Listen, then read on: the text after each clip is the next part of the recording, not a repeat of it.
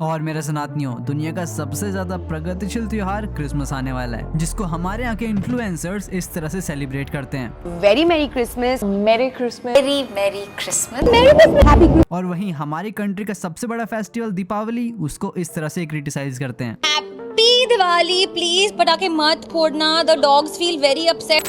Please crackers मत burst कीजिए क्योंकि पोल्यूशन बहुत ज्यादा हो जाता है। पटाखे वगैरह ना छोड़िएगा क्योंकि आपके नेबर्स को चोट लग सकती है। प्लीज मेरी सांस को बेरोक रखिए।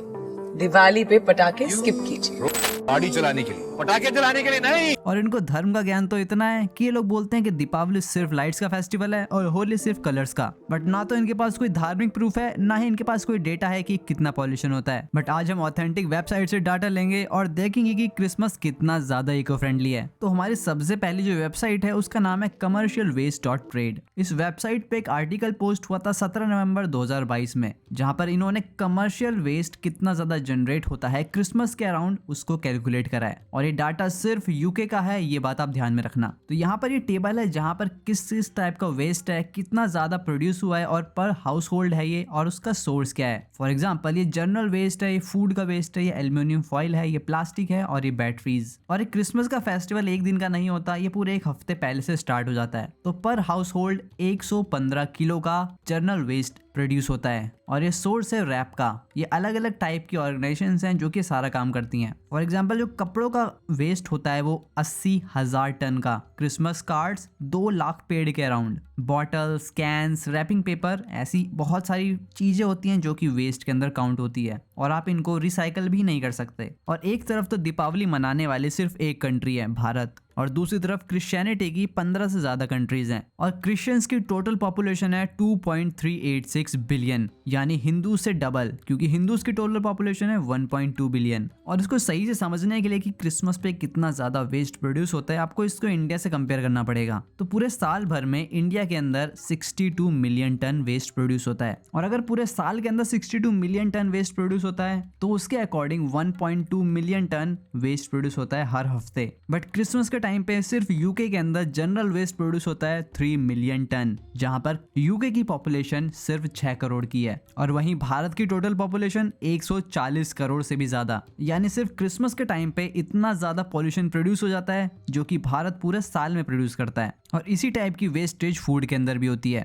तो जो वेबसाइट का डाटा मैंने आपको दिखाया था, अगर आप सेम उसको चैट जीपीटी या फिर गूगल बार्ड के अंदर पुट करोगे तो आपको सब कुछ बता देगा। तो अगर 2,30,000 टन खाना वेस्ट होता है क्रिसमस के अराउंड यूके के अंदर, तो उससे आप एस्टिमेटेड 5.2 मिलियन पीपल को 3 टाइम का खाना खिला सकते हो पूरे एक हफ्ते तक। और ये बहुत ही रफ एस्टिमेट है, पर डाटा कुछ ऐसा ही आएगा। और ये सिर्फ यूके का डेटा है, और भी जितनी कंट्रीज हैं वहां पर भी सेम ही डेटा होगा। और ये सारा डेटा बहुत ही ऑथेंटिक वेबसाइट्स हैं जो कि वहाँ के गवर्नमेंट या फिर बड़ी बड़ी ऑर्गेनाइजेशंस होल्ड करती हैं। और जहाँ पर ये लोग बहुत ही ज्यादा खाना वेस्ट करते हैं तो वहीं पर ये ओवर ईटिंग भी कर जाते हैं। पूरे साल में जितना भी खाना खाते हैं उसका 80% ये सिर्फ क्रिसमस के टाइम पे खा लेते हैं।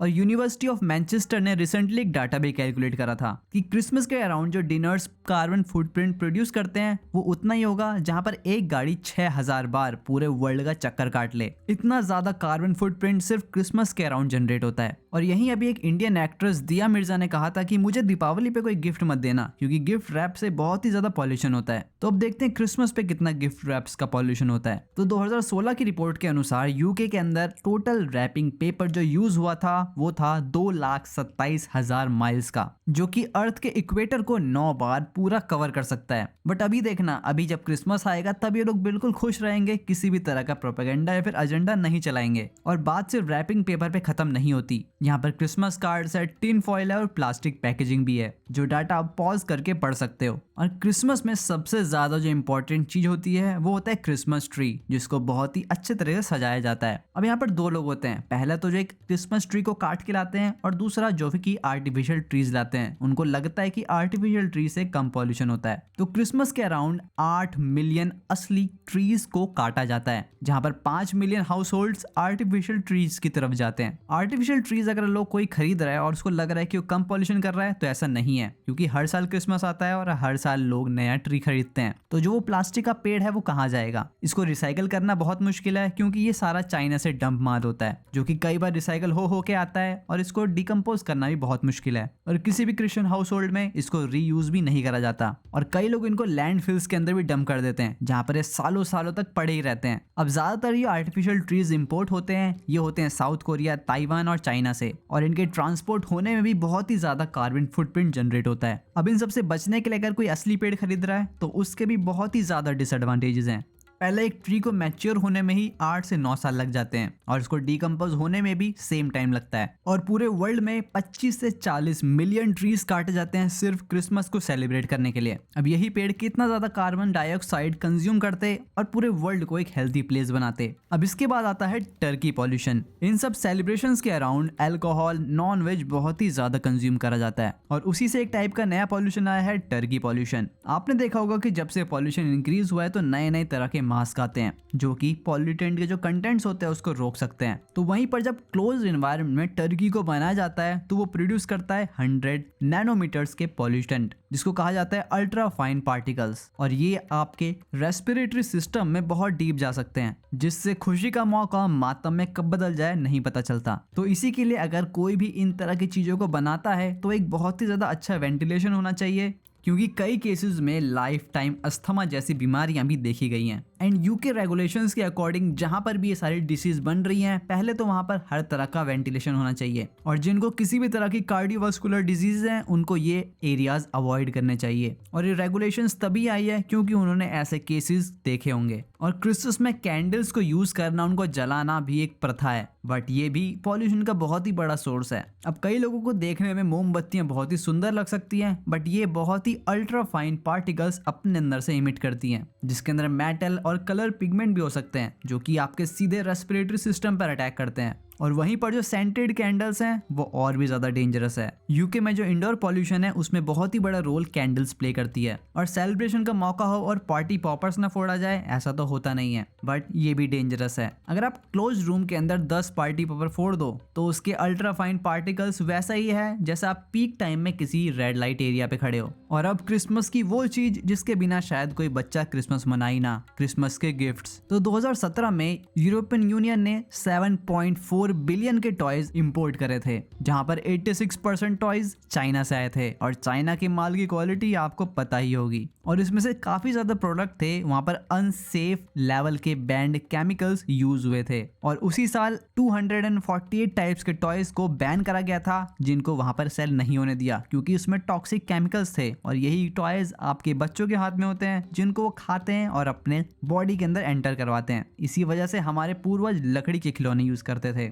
जिससे उस टॉय की लाइफ तो बढ़ेगी ही, उसको यूज आप काफी टाइम तक कर सकते हो। और कई पेड़ों में मेडिसिनल प्रॉपर्टीज भी होती है, जिसको सिर्फ छूने से आपको उसका बेनिफिट मिलता है, और बच्चा चबा जाए तो और बेनिफिट। और भारत के अंदर ही ऐसी चीजों को हमेशा से डिमोटिवेट करा जाता है, इसको कूल नहीं समझा जाता, और हमको डिमोटिवेट करके उन सारे बिजनेस को आज बंद कर दिया गया है। बर्थडे के अंदर भी आपको सिर्फ प्लास्टिक के गिफ्ट से दिखते हैं, जिनको आप सिर्फ 6-7 महीने यूज करोगे, उसके बाद वो टूट जाएगा। और क्रिसमस में जो लाइट्स की डेकोरेशंस होती है उससे एक नया तरीके का पॉल्यूशन होता है, जिसको कहते हैं लाइट पॉल्यूशन। इवन नासा के अकॉर्डिंग भी क्रिसमस के अराउंड अर्थ 20 से 50% ज्यादा ब्राइट दिखती है, और ये बहुत ही ज्यादा नेगेटिव इफेक्ट देता है नॉक्टर्नल्स एनिमल्स के लिए, जो सिर्फ रात में निकलते हैं और इतनी ज्यादा रोशनी को बर्दाश्त नहीं कर पाते, क्योंकि उनकी पूरी साइकिल ही बिगड़ जाती है। और यही कारण होता है कि आजकल जब लाइट्स इतनी ज्यादा बढ़ गई है, हम लोग स्टार गेजिंग नहीं कर पाते। इवन कई सारे प्लैनेट्स और स्टार्स जो पहले वैसे ही दिख जाते थे, अब उनको देखने के लिए आपको किसी पहाड़ पे जाना पड़ता है। और इवन मैंने भी अपनी दीपावली वाली वीडियो में बोला था कि हम लोग भी लाइट्स को ज्यादा इंपॉर्टेंस देने लग गए हैं। जब श्री राम जी अयोध्या आए थे तब वहां पर दिए जलाए गए थे,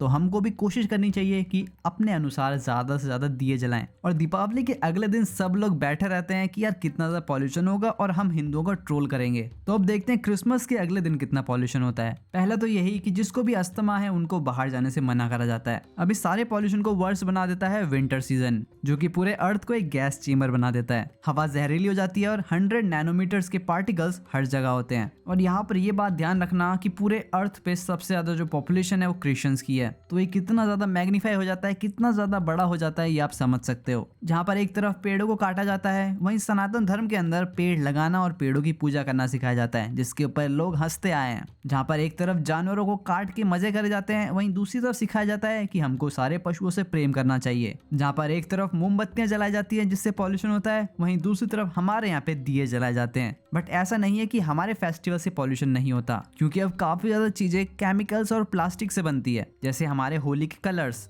पहले वो नेचुरल फूल पत्तियों से बनाए जाते थे, पर आज उनको केमिकल से बना जाता है। हमारी पिचकारियां पहले लक्कड़ की या बम्बू की हुआ करती थी, कोई कोई तो सिल्वर की पिचकारी बनाता था, बट आज वो हर जगह प्लास्टिक की बनती है। तो एक दूसरे को छोटा बड़ा बनाने से पहले हमको ये देखना चाहिए कि हम लोग कितना पॉल्यूशन करते हैं और अपने लेवल पे आप इसको कितना कम कर सकते हो। और हिंदुओं को ज्ञान देने से पहले अपने फेस्टिवल को देख लेना कि आप कितना पॉल्यूशन करते हो, वरना सारे फैक्ट्स मेरे पास तैयार हैं। तो अब जो दीपावली पे पॉल्यूशन की बात करते थे, अब वो कहाँ पर हैं? इसके ऊपर कोई भी एजेंडा नहीं चलने वाला, कोई सेलिब्रिटी आके ज्ञान भी नहीं देने वाला। और ये तो बात रही पॉल्यूशन की। बात करें इनके बिलीफ सिस्टम की तो पूरा ब्रोकन है। सेंटा क्लॉज कोई नहीं होता, जीसस का जन्म कब हुआ था कोई इस पे एक डेट नहीं है। इवन रिलीजन के अंदर भी बहुत सारे लोग हैं जो कि डिफरेंट डेट्स को सेलिब्रेट करते हैं, और यहाँ पे हमारे हर भगवान की उनका जन्म कहाँ हुआ था, उनका एस्ट्रोनॉमिकल चार्ट क्या है, हर चीज अवेलेबल है। श्री राम के सभी पूर्वजों का नाम हमारे सामने है, उनका इतिहास लिखा हुआ है, उसके प्रूफ हर जगह फैले हुए हैं। फिर भी हम लोग शांति पूर्वक सुनते आए हैं। बट क्या इनसे डिबेट करनी, जो लोग 2 बोरी चावल पे कन्वर्ट हो गए।